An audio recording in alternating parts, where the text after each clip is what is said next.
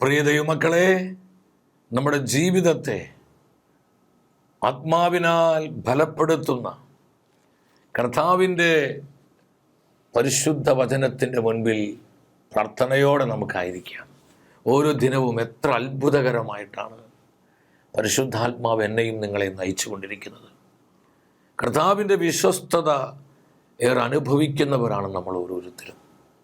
നമ്മുടെ ബുദ്ധിക്ക് അതീതമായ വിധത്തിൽ അത്ഭുതകരമായി നമ്മെ കർത്താവ് വഴി നടത്തിക്കൊണ്ടിരിക്കുന്നു. എൻ്റെ സഹോദരങ്ങളെ, ഇന്ന് പരിശുദ്ധ വചനത്തിൽ നിന്ന് ദൈവത്തിൻ്റെ ആത്മാവ് നമുക്ക് നൽകുന്ന ആലോചന പ്രാർത്ഥനയുടെ ശക്തി. പ്രാർത്ഥനയുടെ ശക്തിയെക്കുറിച്ചാണ് ദൈവത്തിൻ്റെ റൂഹ നമ്മോട് ഇന്ന് സംസാരിക്കുന്നത്. നമ്മൾ ഒക്ടോബർ മാസത്തിലാണ്. പരിശുദ്ധ ജപമാലയ്ക്കായി തിരുസഭ പ്രത്യേകം സമർപ്പിക്കപ്പെട്ട കൃപയുടെ മാസത്തിലാണ് നമ്മൾ. ലോകമെമ്പാടും കോടിക്കണക്കിന് ജപമാലകൾ ഇന്ന് ദൈവസന്നിധിയിൽ പ്രാർത്ഥിച്ചുയർന്നിക്കൊണ്ടിരിക്കുകയാണ്. വ്യക്തികൾ, കുടുംബങ്ങൾ, കൂട്ടായ്മകൾ, സഭ മുഴുവനിലും പരിശുദ്ധ ജപമാല പ്രാർത്ഥനകൾ ഉയർന്നുയർന്ന് അത് സ്വർഗത്തിലേക്ക് ഉയർന്നുകൊണ്ടിരിക്കുന്നു. ഈ പരിശുദ്ധ ജപമാല മാസത്തിൽ പ്രാർത്ഥനയുടെ അനന്തമായ ശക്തിയും സാധ്യതയെ നമ്മൾ തിരിച്ചറിയണം. ഞാൻ വിശ്വസിക്കുന്നു, മറ്റേത് നാളുകളേക്കാൾ ഉപരി ദൈവജനം പ്രാർത്ഥനയുടെ ആത്മാവിൽ ജീവിക്കേണ്ട നാളുകളാണിത്. കർത്താവിൻ്റെ മനസ്സറിഞ്ഞ് സഹോദര സഹോദരി, നീ പ്രാർത്ഥിക്കണം. പ്രാർത്ഥിക്കാൻ വിളിക്കപ്പെട്ടവനാ നീ.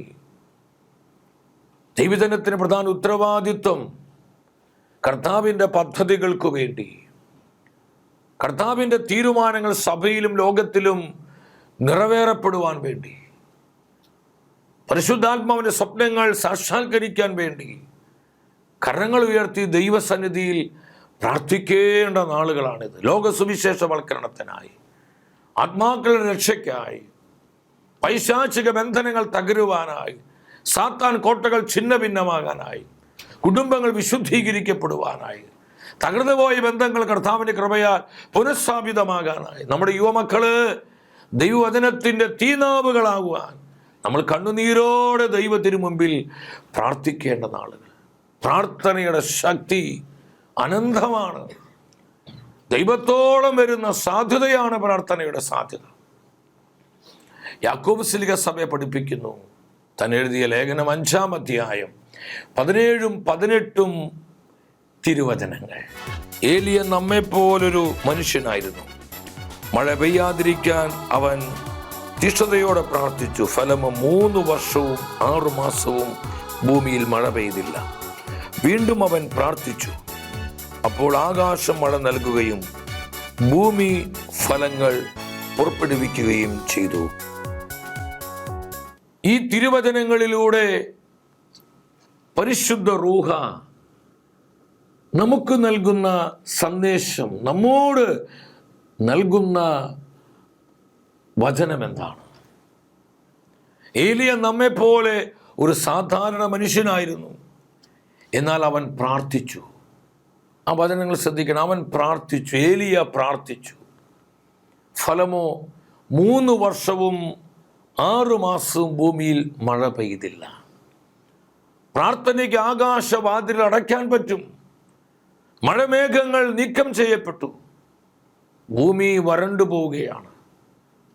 അതൊരു ന്യായവിധിയുടെ അടയാളമായി പരിശുദ്ധ വചനത്തിൽ നമ്മൾ കാണുകയാണ്. മഴ ലഭിച്ചില്ല. 3.5 വർഷക്കാലം മഴ പെയ്തില്ല. വീണ്ടും അവൻ കർത്താവിനോട് പ്രാർത്ഥിച്ചു. ഫലമോ ഭൂമിയിൽ മഴ പെയ്തു. എത്ര അതിശയകരമായൊരു വചനമാണ്. വായിക്കുമ്പോൾ നമുക്ക് മാനുഷികമായി ചിന്തിക്കുമ്പോൾ ഇത് സാധ്യമാണോ നമ്മൾ ചിന്തിച്ചു പോകും. സഹോദരങ്ങളെ, കർത്താവിൻ്റെ പ്രവാചകനായിരുന്നു ഏലിയ. പക്ഷെ തിരുവചനം പറയുന്നു, അവൻ നമ്മെപ്പോലൊരു മനുഷ്യനാണ്. നമ്മെപ്പോലൊരു മനുഷ്യൻ. പ്രാർത്ഥനയുടെ ശക്തി പരിശുദ്ധാത്മ പ്രകടമാക്കുന്ന ദൈവത്തിൻ്റെ ജീവനുള്ള വചനമാണ് നമ്മൾ ഇപ്പോൾ കേട്ടത്. ഒരു സാധാരണ മനുഷ്യൻ അവൻ കർത്താവിനെ ആശ്രയിക്കുകയാണ്, അവൻ കർത്താവിൽ വിശ്വാസമർപ്പിക്കുകയാണ്. അവൻ ഹൃദയനുറുക്കത്തോടെ കരങ്ങൾ വിരിച്ചു പ്രാർത്ഥിച്ചപ്പോൾ അവൻ്റെ പ്രാർത്ഥനയ്ക്ക് സ്വർഗം മറുപടി നൽകി. കർത്താവ് ആ പ്രാർത്ഥനയെ സ്വീകരിച്ചു. ആ പ്രാർത്ഥനയുടെ റിസൾട്ട് എന്താണ്? 3 വർഷവും 6 മാസവും ഭൂമിയിൽ മഴ പെയ്തില്ല. എൻ്റെ സഹോദരങ്ങളെ, ഈ വചനം എന്താണ് നമ്മോട് വെളിപ്പെടുത്തുന്നത്? പ്രാർത്ഥനയുടെ ശക്തിയെക്കുറിച്ചാണ്. പ്രാർത്ഥനയാൽ എല്ലാം സാധ്യമാണ്. പ്രാർത്ഥനയിലൂടെ ഏത് പ്രതിബന്ധങ്ങളെയും അനുകൂലങ്ങളാക്കാൻ പറ്റും. എത്ര വലിയ അസാധ്യതകളെയും സാധ്യതകളാക്കി തീർക്കാൻ പറ്റും. എത്ര ഉന്നതമായ സാത്താൻ കോട്ടകളെയും തച്ചുടയ്ക്കാൻ പറ്റും. ദുർഗമങ്ങളായ കോട്ടകളെ തകർക്കുവാൻ ദൈവത്തിൽ ശക്തമായ ആയുധമാണ് പ്രാർത്ഥന. അതിന്റെ ശക്തി നമ്മൾ മറന്നു പോകരുത് സഹോദരങ്ങളെ. പ്രാർത്ഥനയുടെ പവർ മറന്ന് നമ്മൾ ജീവിക്കരുത്. ഇന്ന് സ്വർഗത്തിന്റെ വേദന, കർത്താവ് വിളിച്ചവരും തെരഞ്ഞെടുത്തവരുമായ ഞാനും നിങ്ങളും പ്രാർത്ഥനയുടെ ശക്തി മറന്ന് ഈ തലമുറയിൽ ജീവിക്കുകയാണ്. പ്രാർത്ഥനയുടെ സാധ്യതയിലേക്കും പ്രാർത്ഥനയുടെ ആ സമ്പന്നതയും നമ്മളിന്ന് മറന്നു പോകുന്നു. ജീവിതത്തിൻ്റെ വ്യഗ്രതകൾ, സുഖലോലുപതകൾ, ലോക അരൂപി, ഇതെല്ലാം നമ്മളെ പിടിമുറുക്കി പ്രാർത്ഥന അത് കാലഹരണപ്പെട്ടു പോയ അത് ഒരു ആശയമാണെന്ന് ചിന്തിച്ച് പ്രാർത്ഥനയെ തള്ളിക്കളയുന്ന എത്രയോ സംഭവങ്ങളും സാഹചര്യങ്ങളും നമ്മുടെ ജീവിതങ്ങളിൽ സംഭവിച്ചുകൊണ്ടിരിക്കുന്നു. സഹോദരങ്ങളെ, കർത്താവിൻ്റെ മുമ്പിൽ റിപ്പന്റ് ചെയ്യണം. നമുക്ക് റിപ്പൻറ്റൻസ് ഉണ്ടാകണം. കാരണം പ്രാർത്ഥിക്കാൻ വിളിക്കപ്പെട്ട് നമ്മൾ പലപ്പോഴും പ്രാർത്ഥിച്ചില്ലെന്ന് മാത്രമല്ല, അതിൽ വളരെ അലസരും അതിലൊത്തിരി മടിയും അശ്രദ്ധയുമുള്ളവരായിട്ട് നമ്മൾ മാറി. നമ്മുടെ ജാഗ്രത നഷ്ടപ്പെട്ടു, സൂക്ഷ്മത നഷ്ടപ്പെട്ടു. നമ്മുടെ സഭയിലും സമൂഹത്തിലും നമ്മുടെ കുടുംബങ്ങളിലും വ്യക്തി ജീവിതത്തിലും നമ്മുടെ വരുമാന മാർഗങ്ങളിലും ആദായ വഴികളിലും നമ്മുടെ ശുശ്രൂഷ മണ്ഡലങ്ങളിലെല്ലാം പലവിധ പ്രശ്നങ്ങളും പ്രതികൂലങ്ങളും അസ്വസ്ഥതകളൊക്കെ ഇന്ന് ഒത്തിരിയേറെ വർദ്ധിച്ചു വന്നതിൻ്റെ ഒരു അടിസ്ഥാന കാരണം പ്രാർത്ഥനയുടെ അഭാവമാണ്. ദൈവജനം പ്രാർത്ഥിക്കുന്നില്ലെങ്കിൽ കർത്താവിൻ്റെ പ്രവർത്തനങ്ങൾ നമ്മൾ തടസ്സപ്പെടുത്തുകയാണ്. പ്രാർത്ഥിക്കാൻ വിളിക്കപ്പെട്ട ഞാൻ വേണ്ട വിധം പ്രാർത്ഥിക്കുന്നില്ലെങ്കിൽ കർത്താവിൻ്റെ പ്രവർത്തികളെ ഞാൻ തടസ്സപ്പെടുത്തുക ചെയ്യും. ഒരു കുടുംബനാഥൻ അവൻ പ്രാർത്ഥിക്കുന്നില്ലെങ്കിൽ, ഒരു കുടുംബനാഥ കർത്താവ് ആഗ്രഹിക്കുന്ന പോലെ പ്രാർത്ഥിക്കുന്നില്ലെങ്കിൽ ആ കുടുംബത്തിൽ സംഭവിക്കേണ്ട ദൈവപ്രവർത്തികളെ അവർ തടസ്സപ്പെടുത്തുക ചെയ്യുന്നത്. ബഹുമാനപ്പെട്ട വന്യ വൈദികരെ സമർപ്പിതരെ പ്രാർത്ഥിക്കാൻ പ്രത്യേകം വിളിക്കപ്പെട്ടവരാ. ആ വിളിയിൽ നിന്ന് വ്യതിചലിച്ചുകൊണ്ട് അവർ പിന്മാറുമ്പോൾ അവരിലൂടെ സഭയിലും സഭാ സമൂഹങ്ങളിലും സംഭവിക്കേണ്ട ദൈവപ്രവർത്തികൾ തടസ്സപ്പെട്ടു പോകുന്നു. അതിലൂടെ പല ആത്മാക്കളെയും പിശാച് നിത്യനാശത്തിലേക്ക് കൊണ്ടുപോകുന്നു. പല ആത്മാക്കൾക്കും നാശം സംഭവിക്കുന്നു. സഹോദരങ്ങളെ, നമുക്ക് ഹൃദയത്തിൽ ഈ വേദനയുണ്ടാകണം. പ്രാർത്ഥനയുടെ അനന്ത സാധ്യതയും ശക്തിയും അനുഭവിച്ച് പ്രാർത്ഥിക്കുന്നവരായി നമ്മൾ മാറുവാൻ പരിശുദ്ധാത്മാവ് നമ്മോട് ആവശ്യപ്പെടുകയാണ്. ലൂക്കായുടെ സുവിശേഷം 21:36 നമ്മുടെ കർത്താവ് പറഞ്ഞു, മനുഷ്യപുത്രന് മുമ്പിൽ നിൽക്കുവാൻ നിങ്ങൾക്ക് കരുത്ത് കിട്ടാൻ നിങ്ങൾ സദാസമയം പ്രാർത്ഥനയിൽ ജാഗരൂകരായിരിക്കണം. സംഭവിക്കാനിരിക്കുന്ന ഇവയിൽ നിന്ന് രക്ഷപ്പെടുവാൻ, സംഭവിക്കാൻ പോകുന്ന ഇവയിൽ നിന്നല്ല. ഏതാണ് ഇവ? സുഖലോലുഭത, വിവിധങ്ങളായ ആസക്തികൾ, ജീവിത വ്യഗ്രത. ഇതൊരു കെണി പോലെ നമ്മുടെ മേൽ നിബന്ധിക്കാതിരിക്കാൻ കർത്താവ് പറഞ്ഞു, നിങ്ങൾ പ്രാർത്ഥിക്കുക, പ്രാർത്ഥനയിൽ ജാഗ്രതയുള്ളവരായിരിക്കും, സൂക്ഷ്മതയുള്ളവരായിരിക്കും. ഇല്ലെങ്കിൽ ഈ കെണിയിൽ നമ്മൾ പെട്ടുപോകും. അനേകരെ ഈ സുഖലോലുപതയുടെ കെണിയിൽ പിശാച് പെടുത്തി അവരെ നാശത്തിലേക്ക് കൊണ്ടുപോകുന്നു. പലവിധ ജീവിത വ്യഗ്രതകൾ മുക്കി അനേകം ആത്മാക്കളെ നിരാശിതരും വിഷാദികളുമാക്കി പിശാച് ഇന്ന് മാറ്റിക്കൊണ്ടിരിക്കുന്നു. വിവിധങ്ങളായ ആസക്തികൾ, കലുഷിതമായ മനുഷ്യ ജീവിതങ്ങള് കാലുവെന്ന നായെ പോലെ ഈ ലോകത്തിന് വെറിക്കുത്ത് അനുഭവിക്കുവാൻ തങ്ങളെ തന്നെ മറന്നു ജീവിക്കുന്നു. അവിശ്വസ്തതയും അശുദ്ധിയും അവിഹിത വേക്ഷകളിലും മുങ്ങിത്താഴുന്ന എത്രയെത്ര ജീവിതങ്ങൾ നമ്മുടെ സമൂഹത്തിലും കുടുംബങ്ങളിലുണ്ട്. എൻ്റെ സഹോദരങ്ങളെ, കർത്താവിൻ്റെ വചനം വിസ്മരിക്കരുത്. This is a word of God. ഇത് കർത്താവിൻ്റെ സത്യവചനമാണ്, ജീവനുള്ള വചനം, പരിശുദ്ധ വചനം. ഈ വചനത്തിന് മാത്രമേ നമ്മെ വിമോചിപ്പിക്കുവാനും നമ്മളെ രൂപാന്തരപ്പെടുത്തുവാനും സാധിക്കുകയുള്ളൂ. സഹോദരങ്ങളെ, നമ്മളിത് മറക്കരുത്. കർത്താവ് പറയാ, നിങ്ങൾ പ്രാർത്ഥനയിൽ ജാഗ്രതയുള്ളവരായിരിക്കണം. സംഭവിക്കാൻ പോകുന്ന ഈ കാര്യങ്ങൾ, ഏത് കാര്യങ്ങൾ? മനുഷ്യവർഗത്തിൻ്റെ മേൽ നിബന്ധിക്കാൻ പോകുന്ന കെണികൾ, അത് പകർച്ചവ്യാധികളാകാം, യുദ്ധങ്ങളാകാം, മാരക രോഗങ്ങളാകാം, ലോകാരൂപിയുടെ അല്ലെങ്കിൽ പൈശാചിക തിന്മകളുടെ തിരിച്ചടികളാകാം, എന്തുമാവട്ടെ സഹോദരങ്ങൾ, നമുക്ക് വലിയ പ്രൊട്ടക്ഷനാണ് പ്രാർത്ഥന. പ്രാർത്ഥിക്കുന്നവർക്ക് വലിയ സംരക്ഷണമുണ്ട്. പ്രാർത്ഥിക്കുന്നവരുടെ മേൽ കർത്താവിൻ്റെ സംരക്ഷണ കോട്ടയുണ്ട്. അഗ്നി കൊണ്ടുള്ള മതിലായി, തീമതിലായി അവർക്ക് ചുറ്റും കർത്താവ് നിലയുറപ്പിക്കുന്നു. ഹല്ലേലൂയ! എത്ര ശക്തമാണ് ദൈവത്തിൻ്റെ വചനം. 1571 സാർവത്രിക സഭയെ സംബന്ധിച്ചിടത്തോളം വളരെ പ്രാധാന്യമുള്ളൊരു വർഷമായിരുന്നു. അന്ന് തിരുസഭയെ നയിച്ചിരുന്നത് പിയൂസ് 5 മാർപ്പാപ്പയാണ്. എൻ്റെ സഹോദരങ്ങൾ, യൂറോപ്പ് ലക്ഷ്യമാക്കി വത്തിക്കാൻ ആക്രമിക്കാൻ, വത്തിക്കാനെ പിടിച്ചെടുക്കാൻ ഓട്ടോമൻസ് തുർക്കികൾ പട നയിക്കുകയാണ്. യൂറോപ്പിൽ പല ഭാഗങ്ങൾ അവർ പിടിച്ചെടുത്തു. വത്തിക്കാൻ പിടിച്ചെടുക്കുവാനുള്ള, വത്തിക്കാൻ്റെ കുരിശ് തകർക്കുവാനും വത്തിക്കാൻ പട്ടണം പിടിച്ചെടുക്കുവാനുള്ള വ്യഗ്രതയിൽ ഈ ഓട്ടോമൻസ് അവർ മുന്നേറി വരികയാണ്. ഈ സമയത്ത് 5 പീസ് മാർപ്പാപ്പ ദൈവത്തിൽ ആശ്രയിച്ച് പ്രാർത്ഥിക്കുന്ന മാർപ്പാപ്പയാണ്. നമ്മുടെ മാർപ്പാപ്പന്മാരെ ഓർത്ത് ദൈവത്തെ സ്തുതിക്കണം. അദ്ദേഹം പറഞ്ഞു, നമുക്ക് ഇടമുറിയാതെ പരിശുദ്ധ അമ്മയോടൊപ്പം പരിശുദ്ധ ജപമാലകൾ ചൊല്ലി പ്രാർത്ഥിക്കാം. പരിശുദ്ധ കുർബാന എഴുന്നള്ളിച്ച് വെച്ച് ദിവ്യകാരുണ്യ മുമ്പിൽ മുട്ടുകുത്തി പ്രാർത്ഥിക്കാൻ തുടങ്ങി. ഡോൺ ജുവാൻ എന്ന് പറയുന്ന വെറും 23 വയസ്സ് പ്രായമുള്ള ഓസ്ട്രിയക്കാരനായൊരു ചെറുപ്പക്കാരൻ.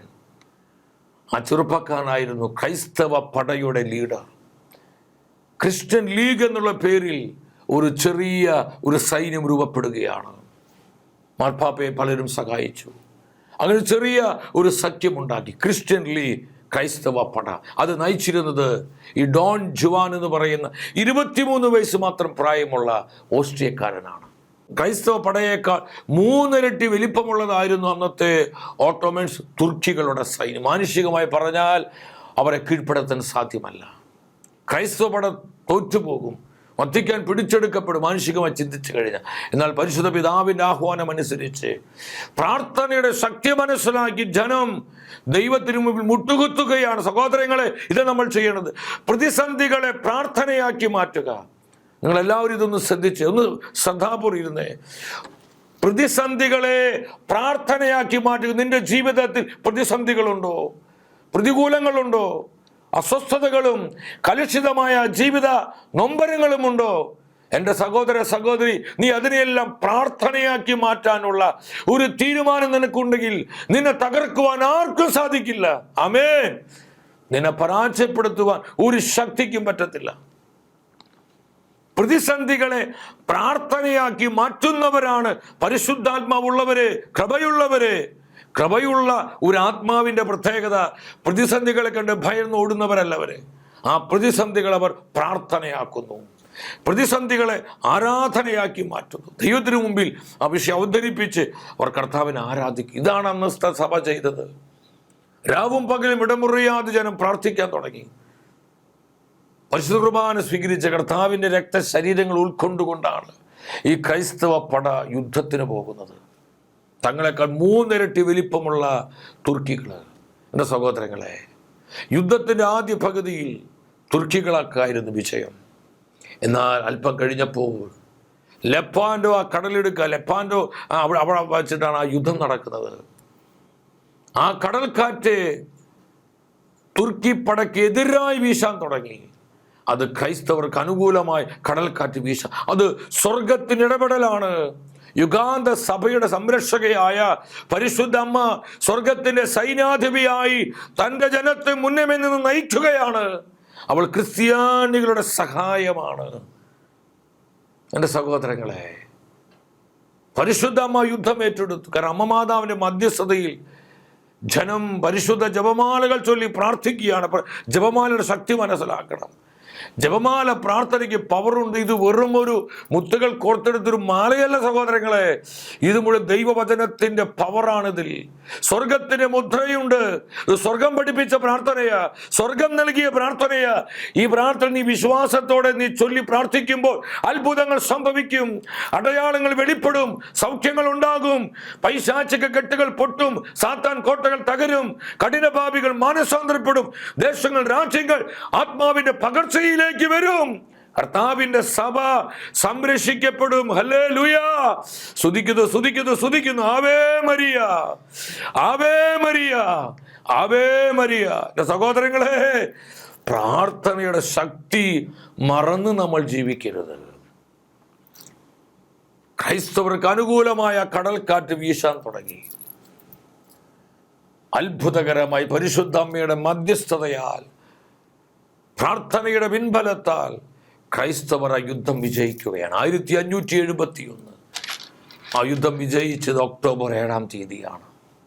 അങ്ങനെയാണ് പിന്നീട് ഒക്ടോബർ 7-ാം തീയതി പരിശുദ്ധ ജപമാല രാജ്ഞിയുടെ തിരുനാളായി ഗിഗ്രി മാർപ്പാപ്പയാണ് സഭയിൽ പ്രഖ്യാപിച്ചത്. പിന്നെ ലയോ 13-ാമൻ മാർപ്പാപ്പ പിന്നീട് 1800 ആ കാലഘട്ടങ്ങളിൽ ഒക്ടോബർ മാസം പരിശുദ്ധ ജപമാലയ്ക്കുള്ള മാസമായി പ്രഖ്യാപിക്കുകയാണ്. എത്ര അത്ഭുതകരമായ ദൈവപ്രവർത്തനം! ഞാൻ ചിന്തിക്കുകയാണ്, അന്ന് ക്രൈസ്തവരെ ആ യുദ്ധത്തിൽ പരാജയപ്പെട്ടിരുന്നുവെങ്കിൽ ബാക്കി ഞാൻ പറയുന്നില്ല. യൂറോപ്പും വത്തിക്കാൻ്റെ സ്ഥിതി ഇന്ന് എന്താവും? വത്തിക്കാൻ്റെ അവസ്ഥ ഇന്ന് എന്താകും സഹോദരങ്ങളെ? എൻ്റെ പ്രിയപ്പെട്ടവരെ, നമ്മൾ മനസ്സിലാക്കണം, പ്രാർത്ഥനയുടെ ശക്തി മനസ്സിലാക്കി മുട്ടുമടക്കാൻ നമ്മൾ തീരുമാനിക്കണം. കർത്താവിന് മുമ്പിൽ കണ്ണുനീരൊഴുക്കുവാൻ, കരങ്ങൾ വിരിക്കുവാൻ, ഏത് പ്രതിസന്ധിയാവട്ടെ, സഹനമാവട്ടെ, ഞെരുക്കമാവട്ടെ, ക്ലേശമാകട്ടെ, കഷ്ടതയാകട്ടെ, അസാധ്യമാകട്ടെ, എന്തുമാവട്ടെ, അതിനു മുൻപിൽ കൈവിരിച്ച് പ്രാർത്ഥിക്കാനുള്ള ഒരു തീരുമാനം പ്രിയ ദൈവത്തിൻ്റെ പൈതലേ നിനക്കുണ്ടോ? നിന്റെ കുടുംബത്തിനുണ്ടോ? നിന്റെ ശുശ്രൂഷകൾക്ക്, നിന്റെ തലമുറയ്ക്കുണ്ടോ? അത്ഭുതകരമായ മാറ്റങ്ങൾ പരിശുദ്ധാത്മാവ് നമ്മുടെ വിഷയങ്ങളിൽ പ്രവർത്തിക്കുന്നത് കാണുവാൻ സ്വർഗം ഇടവരുത്തും. എത്ര ശക്തമാണ് വചനം! പൗലോസ് പറയുന്നുണ്ട്, കൊളോസ്യർക്കാർക്ക് ഇത് ലേഖനം 4:2 പറയാണ്, കൃതജ്ഞതാഭരിതരായി ഉണർന്നിരുന്ന് നിരന്തരം പ്രാർത്ഥിക്കുക. കൃതജ്ഞതാഭരിതരായി, നന്ദി നിറഞ്ഞ ഹൃദയ പിറുപിറുപ്പല്ല, അല്ലെങ്കിൽ ഹൃദയത്തിൽ അസ്വസ്ഥതകളും പരാതികളും വെറുപ്പും മാത്സര്യവും പരദൂഷണവും, അല്ലെങ്കിൽ ഹൃദയത്തിൽ പലവിധത്തിലുള്ള വ്യഗ്രതകളും പൂണ്ടല്ല. നീ നന്ദിയോടെ, സന്തോഷത്തോടെ നീ ഉണർന്നിരുന്ന് പ്രാർത്ഥിക്കുക. അത്ഭുതങ്ങൾ പരിശുദ്ധാത്മാവ് ചെയ്യും. നിന്റെ ജീവിതത്തിൽ മാറ്റങ്ങൾ കർത്താവ് കൊണ്ടുവരും. നിന്റെ കുടുംബം ശുദ്ധീകരിക്കപ്പെടും. നിന്റെ വിഷയങ്ങളിൽ ദൈവിക ഇടപെടലുകൾ ഉണ്ടാകും. ദൈവപ്രവൃത്തി വെളിപ്പെടും. സഹോദരങ്ങളെ, ഈ സത്യം നിങ്ങൾ മനസ്സിലാക്കണം.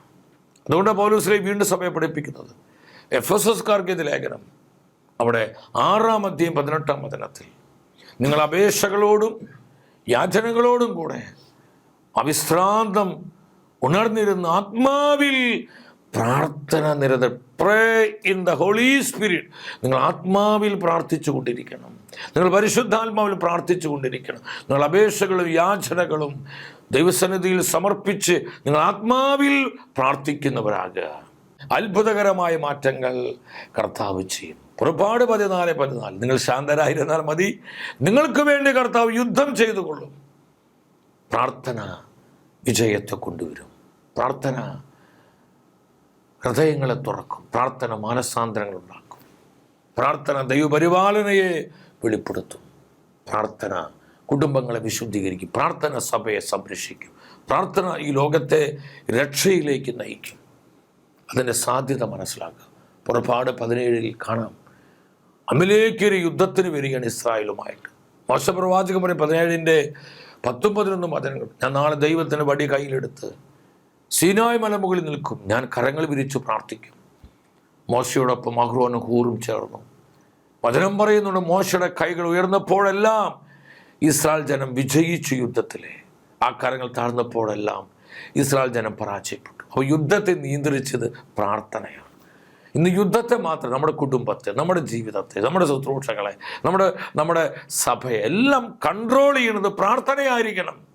പ്രാർത്ഥനയാണ് നമ്മളെ നിയന്ത്രിക്കുന്നതെങ്കിൽ അതിൽ പരിശുദ്ധാത്മാവിൻ്റെ പ്രവർത്തനം ഉണ്ടാകും, അതിൽ കർത്താവിൻ്റെ പ്രൊവിഡൻസ് ഉണ്ടാകും, കർത്താവിൻ്റെ പ്രൊട്ടക്ഷൻ ഉണ്ടാകും, കർത്താവിൻ്റെ അംഗീകാരത്തിന് മുദ്രയുണ്ടാകും. ഒന്നിനെയും ഭയപ്പെടേണ്ട. പുറപ്പാട് 17:15 പറയാം, അത്ഭുതകരമായ വിജയം തൻ്റെ ജനത്തിന് കർത്താവ് കൊടുത്തു പ്രാർത്ഥനയിലൂടെ കൊടുത്ത്. അവിടെ ജഹോവ നിസ്സി എന്ന് ഒരു ഓൾട്ടർ പണിത്, ഒരു ബലിപീഠം പണിത്. മോശ അതിനെ ജഹോവ നിസ്സി, യാഹവേ നിസ്സി, കർത്താവിൻ്റെ വിജയ പതാക, വിജയം നൽകുന്ന കർത്താവ് മോശപ്രവചനം ഡിക്ലെയർ ചെയ്യുകയാണ്. പ്രാർത്ഥനയുടെ ശക്തി